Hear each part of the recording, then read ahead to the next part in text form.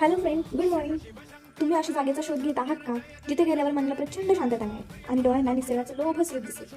आज मी तुम्हाला घेऊन जाणार आहे एका अशा पुरातन मंदिरात जिथे 2 नद्यांचा पवित्र संगम होतो आणि जिथे साक्षात महादेवाचा वास आहे. हे मंदिर म्हणजे संगमेश्वर मंदिर. पण इथे पोहोचण्याचा प्रवास आणि इथला परिसर किती खास आहे हे पाहण्यासाठी हा ब्लॉग शेवटपर्यंत नक्की बघा. मंदिराकडे जाताना वाटेत एक छोटासा पण खूप छान बाजार लागला. इथल्या स्थानिक वस्तू, ताज्या भाज्या आणि फुलांचा तो सुगंध. खरंच शहरातल्या मॉल्समध्ये ही मजा कुठे मिळणार? तुम्ही जर इथे आलात तर इथल्या स्थानिक पदार्थांचा आस्वाद घ्यायला विसरू नका. आता आपण आलो आहोत मुख्य मंदिरात. संगमेश्वर मंदिर हे त्याच्या नावाप्रमाणेच 2 नद्यांच्या संगमावर असलेलं आहे. या मंदिराचं बांधकाम इतकं कोरीव आहे आणि खूप भव्य आणि आपण पाहतच राहतो. असे मानले जाते की या संगमावर स्नान करून दर्शन घेतल्याने सर्व मनोकामना पूर्ण होतात. इथली शांतता तुमच्या आत्म्याला स्पर्श करते. तर असा होता आमचा आजचा संगमेश्वरचा प्रवास. तुम्हाला जर शांतता आणि आध्यात्मिक ओढ असेल तर आयुष्यात एकदा तरी या जागेला नक्की भेट द्या.